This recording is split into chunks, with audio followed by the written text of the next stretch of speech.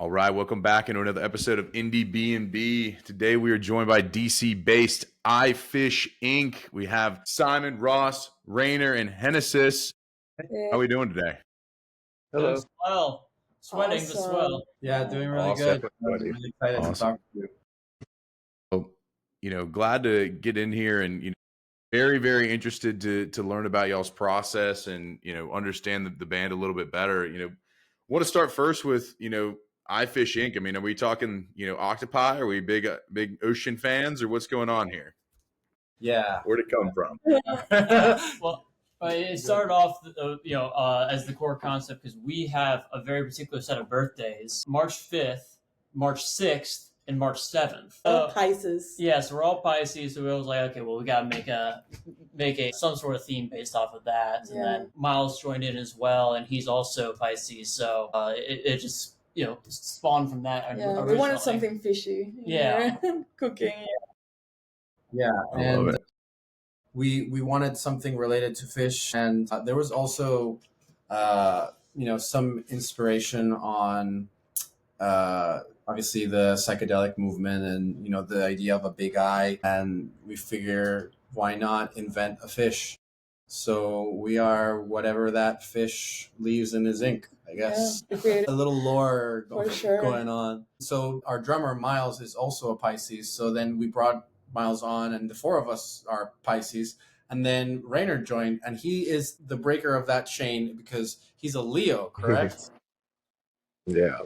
Yeah. But so I we do have two other Pisces. So we have four Pisces members, and basically water signs and one fire sign. So together we make some steam going. I love it. We got some steam going here. Well, y'all got a lot of steam, on the, with the tunes. I mean, like, it seems like I listened to, Time Dilation today, and like, it seemed like just a soundscape, right? And then, the part that kind of broke out to me at the end was at the very end. Like, it feels like the song's kind of dwindling off, and then we rip right back into just, something completely different. So, I guess take me through for you guys as a 5-piece, like, is everyone writing their own parts? Are we coming in, what does the creative for you guys look like, in general? Well, Simone and I, we started writing a few songs during COVID while we were sick. One of those songs was the riff for Time Dilation, and then he was like, I'm not sure if I can find the right words to feel like for this like sound. And I just jumped in, and I think we ended up feeling very comfortable being open with each other, and it ended up being like a great collaboration where we were sharing these same feelings about feeling like an imposter, or and also the need of connection with people and not wanting to stop growing up. Sorry about that. All good. So yeah, like Time Dilation was definitely a collaborative project, and it was funny because I had the idea of the music like around 5 years ago, and then it evolved into something else, and that's kind of what has happened with a lot of our songs.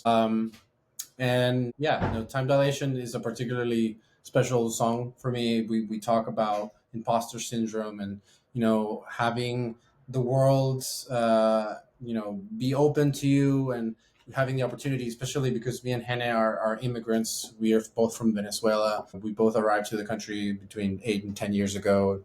And we decided, we were going to do something special with our lives after leaving Venezuela, a terrible situation. And now we're here, and we're like, okay, now we have this whole pressure on our shoulders to do it.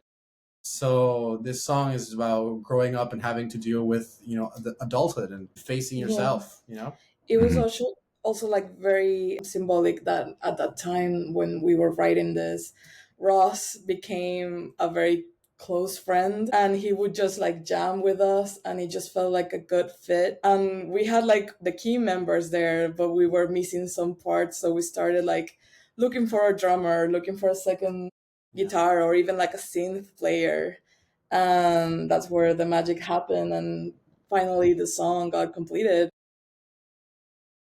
Love it. We're joined by Miles as well. He pops in, coming in from his gaming setup. It looks like we love that. Yes. That's the story happened.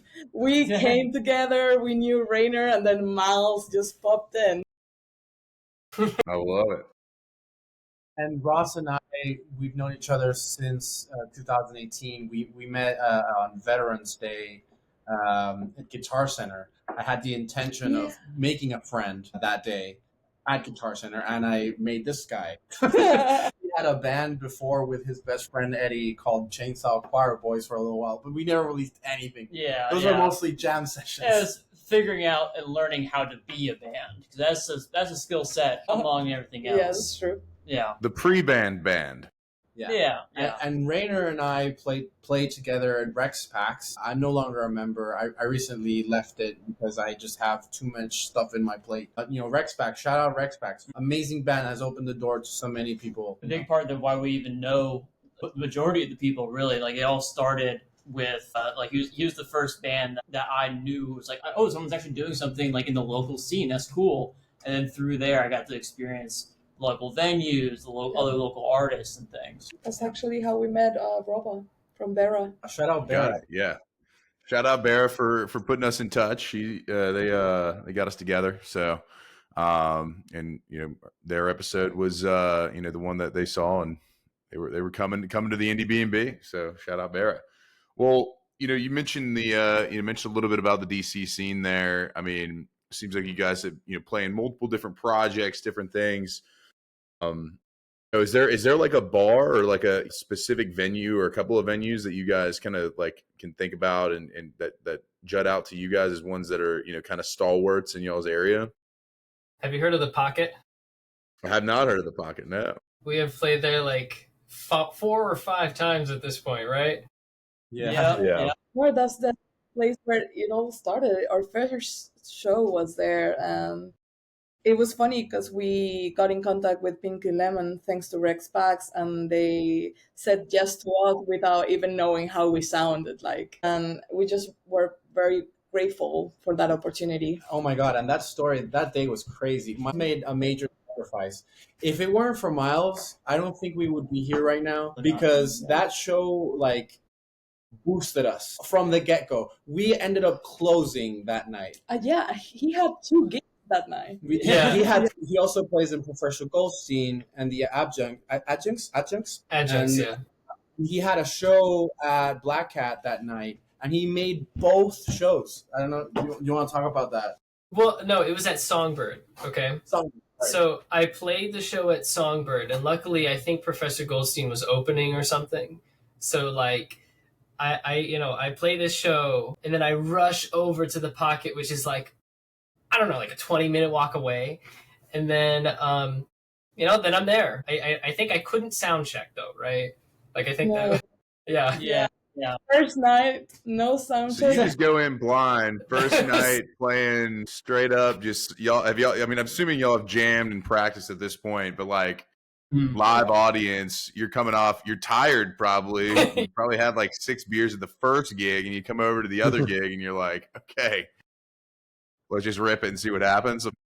And actually, Rainer was there. Rainer, do you remember anything from that night? Like, we had a good time. This was a fun time. I vaguely remember. I wasn't playing with you guys, right? I was just in No, the crowd. that's no idea. Yeah, I was there. It was really good. I remember you guys sounding awesome. Thank Yeah, we play with Spring Silver, Pinky Lemon, and Nadia. Nadia. Yeah, Right. amazing set. Yeah, amazing people from this scene. Yeah, it immediately was like already names that I had known, shows that I had seen, and was immediately impressed by. Even like pre-pandemic, like right when I was getting into it, like 2019, and so to see them survive, and then also it's like, oh wow, my first gig, I'm playing with these same people who are some local legends for us. Yeah, they've been doing this for a long time, and we were there just grateful. Yeah. That's awesome. Well, kind of getting back to the set list and different things you guys play. So when you guys play Time Dilation, when you play I'm trying to remember there's another one on the album that like there was like 9 minutes long, but like these Spaced longer Out. songs, right? Spaced Out, yeah. whenever we do the set inside, like, in a live, setting, like, how much different is it when you do it live versus what you guys do, in studio? Where do we see a little bit of improv and different things come in? Like, is that something that happens? A little bit. A little Yeah. bit, but what you see here on the record is what you get live. There's some extra synth layering that we would need probably a good 3 or 4 more members of the band to make happen live. That's the bane of my That's existence. true. That's true. But for the most, we never cut them short. We never have a different version. It's just like that's just what we do. Yeah. We've experimented some stuff. Like we recently tried this for the first time, where there's a break in the guitar and the instrumental section at the end of Spaced Out that ends on an F note, and we decided, what if we break that song there at the minute 7 and start another song, which is Anxiety, which is our first single. So we start right on that chord, which is the same chord, even though it's a key change. So it's a cool little twist. And then at the end of Anxiety, we bring back the outro of Spaced Out, which is when it's like a sandwich of a song. It's a sandwich. Yeah. Song sandwich. Song sandwich. All right. We jam and we like to make stuff every time we're practicing. Sometimes it's a problem. Yeah. A little distracted. Yeah, we get excited in there. But also, that's the greatest thing, that over the past handful of months, we've got a bunch of new songs that we've all created. Yeah. We're definitely overthinkers here. I'm perfectionist, but at the end of the day, we just wanted to sound like the live experience. I think that was our main concern, because we did this a little bit backward. Like, we played live a lot of times before we even released the song. So when we were like going on the studio and having everything stripped down, it was like, oh, this doesn't feel as full as when we are on stage. And we just kept adding and experimenting with guitars and like synths. Very trippy, very fun. Yeah. Basically, we're very mentally ill. True. Eyefish Ink, get ready for some mentally ill rock. There's nothing like it. For you guys, so it sounds like you guys had pretty established live set, but then you go into the studio and just start kind of getting into that realm. Like, were there things that you guys had to cut, and do we have like a ton of unreleased songs that are kind of recorded in voice notes here and there and everywhere, or like Yes. what is the and are y'all planning on putting any of that out, or what's kind of the vibe there? Yeah. Well, just to give a little bit of context, Hannah and I have been writing music together for about 5 years. Ross and I wrote music together since like 7 years ago. And I had been writing songs on my own. And in the pandemic, I was like, okay, I need to release my own music. And Hannah was like, I want to release my own music. And Ross and I were like, we need to release our own music. And just like, I think what made Eyefish Ink really like a special project is that it was like an amalgamation of a lot of projects, of everything. Yeah. Mm-hmm. So like it really was like the spear point was when I had like say like 5 songs that were solid, and Henne had a set of songs that were solid, and we're like, let's just bring that together, mix in, like I'll add some backing vocals here, you take the lead vocal on this song that I'm doing.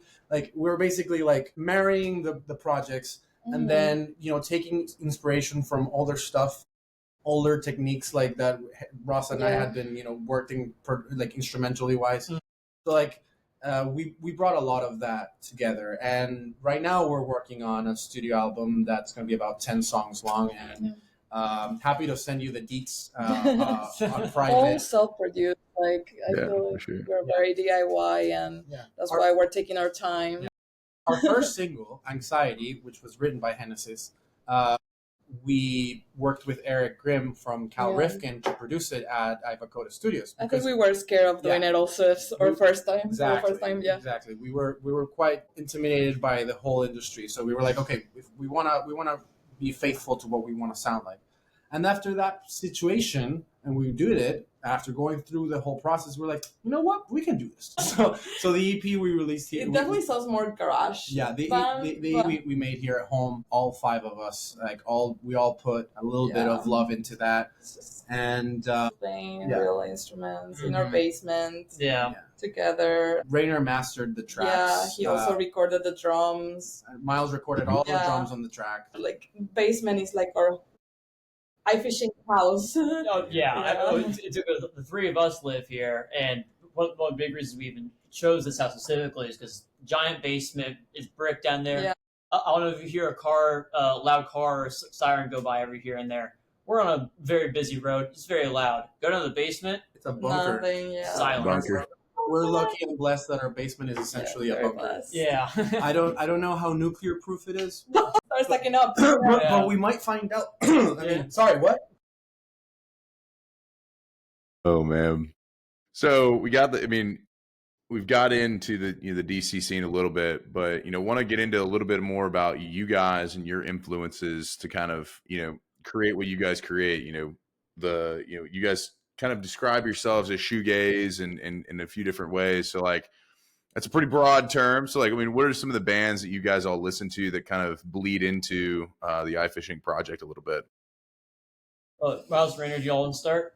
Yeah, I think we should all go one by one. Yeah. I think Rainer should go first. I should go first. I don't know. Leo, lead the pack. Well, I love shoegaze music and I love My Bloody Valentine, and I think that influences my guitar playing specifically. I use a lot of effects pedals to make my guitar sound like woo. Loveless, very. So that's definitely an influence, at least for me. And also, I would say with the production I did do some recording and the mastering and stuff like that, and I like to, try and make the recording sound like that wall of sound. I feel like that's kind of the ideal way to get sort of a psychedelic, shoegazy, just really pleasing mix, is when you get that, just like when it fills the speakers in just the right way. So I'd say that also influences the sound a lot. But also, I listen to a lot of other shoegaze bands and just dream pop, indie rock music in general. That's like my main stuff, and I think that's the case for at least Simone Hennessy's, Ross as well. Miles, I know, listens to sonic beats. I knew you were going to go there. I knew you were... Okay. Let me speak for myself here. That's this funny term, sonic beats, is how I got into the band. Somebody that I know, Ananth Botany, he records a lot of music. Yeah. And, Simone reached out to him and was like, any drummers or something? And he's like, well, I know this guy, me. So then he shows me his phone and is like, what should I tell him you like? And I'm like, I don't know, like Sonic beats. Sonic, it's like Sonic the Hedgehog, like the video game character. And like the music is kind of this, I don't know if you ever heard like the Amen Brother, like the break, the yeah. What Sonic beats means is just break beats. Like I just like break beats. And like you don't even understand that. Yeah, no, that's kind of basically what it meant. But like it's just yeah, because I play it super fast and all these songs are super chill. Yeah, sorry, go ahead. No, I was just gonna say Ananth introduced him as like, oh well, I know this guy that likes sonic beats. Yeah. He didn't give context to what sonic beat meant. So I was like, is this some kind of obscure music genre? Yeah. And turns out, if we're talking about Sonic the Hedgehog. Yeah. I got it. I'm thinking about like Knuckles and Tails and all that stuff. I'm trying to like picture the music. Trying to think about the music right now. Yeah, when he runs really fast. Yeah, he runs really fast. The faster songs, that's where I get that from. Okay. And we do have a song that's called Melt that I guess will probably be on the album. Yeah, that will be on the album. Where Miles gets to play his sonic beats real fast. Love it. Yeah. I love it. But then would be you. I think besides the nerdy shit, I would say that I think a lot of my drums beats end up being just like jazz. Like, I don't know, like just jazz influences, like just, I don't know. This is really dumb, but like a year ago, maybe a little less than a year ago, I did a Smashing Pumpkins cover set. And that drummer, he's like cracked. And he like knows how to do like, he can use all four of his limbs in different ways at the same time. I'm not like fully there yet, but like he does this thing where he keeps time. And I just like could not fathom keeping time on the hi-hat while doing everything else. I finally can do that. And I think, decent drummers can all do that. So like, I think I hit decent drummer status. You're more than decent. You're more than decent. Being humble. No, we literally the first thing met Miles. He came in like a rehearsal just to vibe check, see like, hey, if is it a good fit. At the end of it, we were like obviously mesmerized, and I go and take Ross and Hannah by the shoulders, like, all right, you guys, I think he's in. Yeah. He's definitely in. Well, he was looking at us. Yeah, he was right there. Yeah. Okay. Yeah. Brought my Sonic Beats in here. Got Sonic- it going. See, Oh. Sonic Beats sounds like headphones. Like, oh, I love these Sonic Beats I'm wearing. Yeah.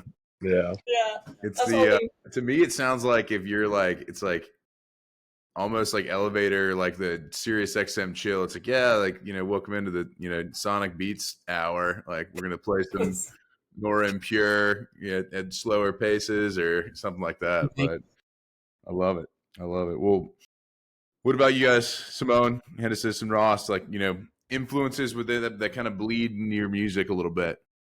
Well, I'll start real quick. I'm a very, very big admirer of the greats. I definitely will not hide my Beatles' absolute affection and love, especially late Beatles after their dentist gave them acid. Wonderful, wonderful records, like from Revolver to Abbey Road and Let It Be. I think that they all have like these insane capacity to create a story just with the music. So it's like, yeah. That's my number one band of all time. But that's obviously very normie.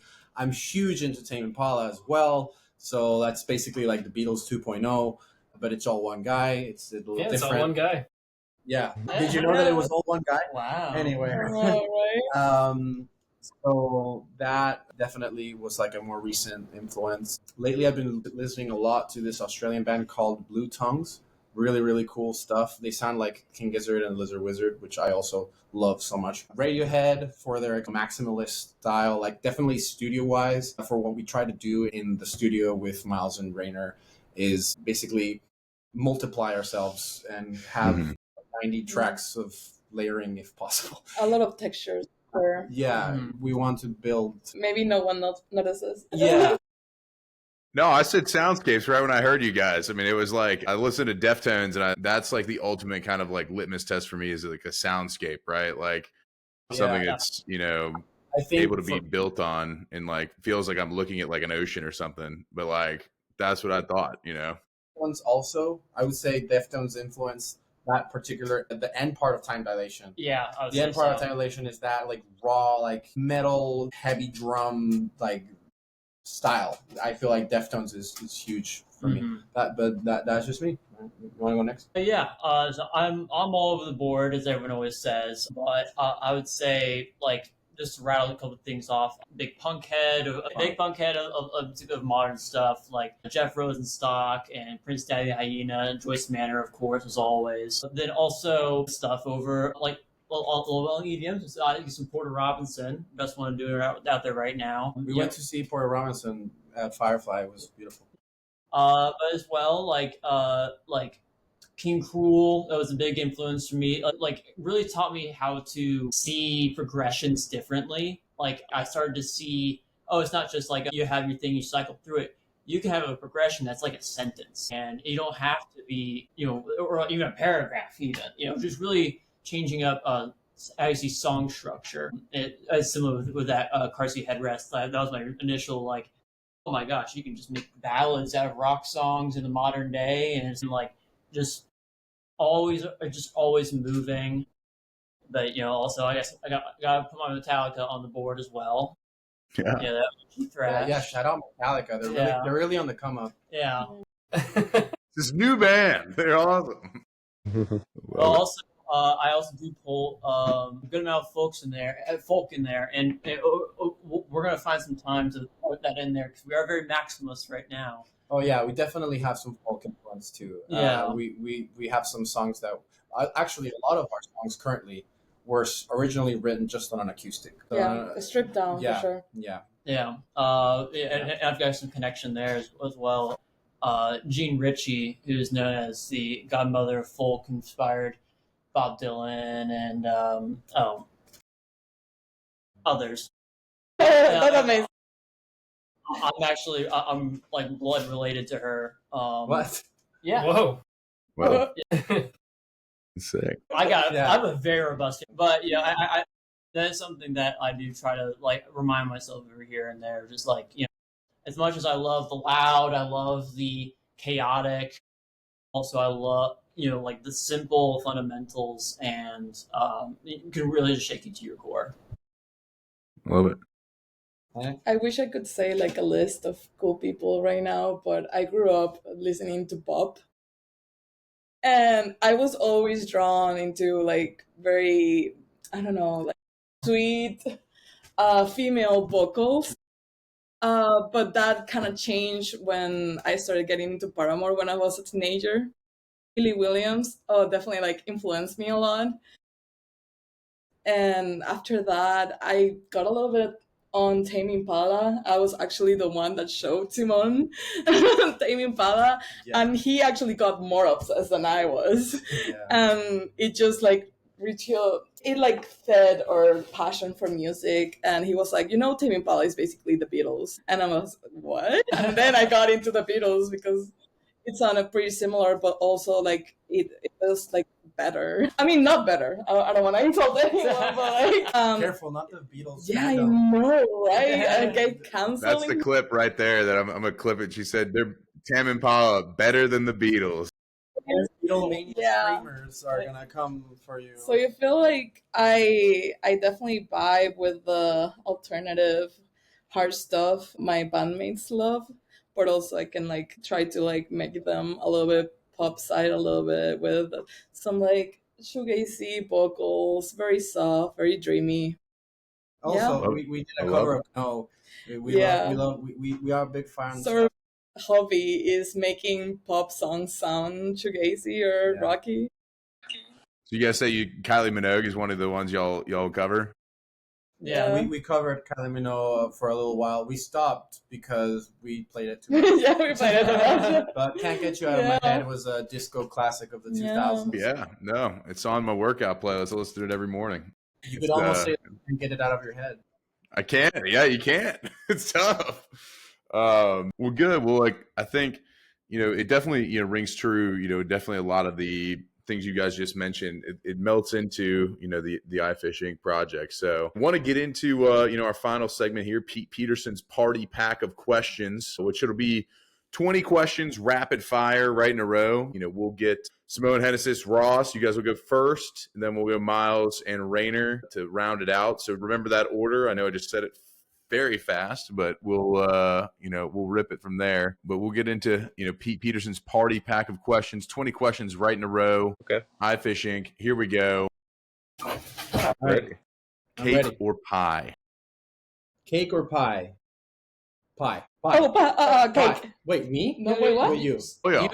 You. Are we gonna do all of us one? Okay. All y'all are answering. Oh yeah. All right. That was on me. We'll run it back. All right. Pete Peterson's party pack questions. 20 questions right in a row. Here we go. Cake or pie? Pie. Cake. Pie. Pie. Cake. All right. Salad or soup? Soup. Salad. Soup. Salad. All right. We're pretty even so far. All right. Sunrise or sunset? What are you guys seeing more of these days? Sunset. Yeah, sunset. What if you see neither? You must be living underground. Oh, man. Well, I haven't really seen a sunrise or a sunset in years. Do you live at the North Pole? We need to take this guy out for golden hour somewhere. That's my only request. It's the blackout curtains I got back here. Friday, we're playing a sunset set. There you go. At the Temperance Garden. Yeah, we're dragging him outside. Yeah. Yes. All right, make Miles go outside. We'd love that. All right, when you are outside, would you rather hit a home run or score a touchdown? Home run. Home run. Home run just feels so good. Home run.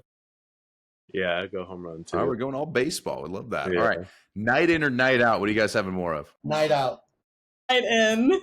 Night in, that's because everyone keeps showing up to our house. Night in by a landslide. Yeah, night in for me too. All right. When you guys do go out and your jam comes on, like, I don't know, Can't Get You Out of My Head, are you more likely to hit the robot or the worm in the middle of the dance floor? The worm. Robot. Obviously the robot. Yeah, I'm not going to going drop in the robot. floor. I'm going robot. Well, depends how deep I am. Depends how late it is. Yeah. It won't catch me doing the worm. I'll be doing the robot.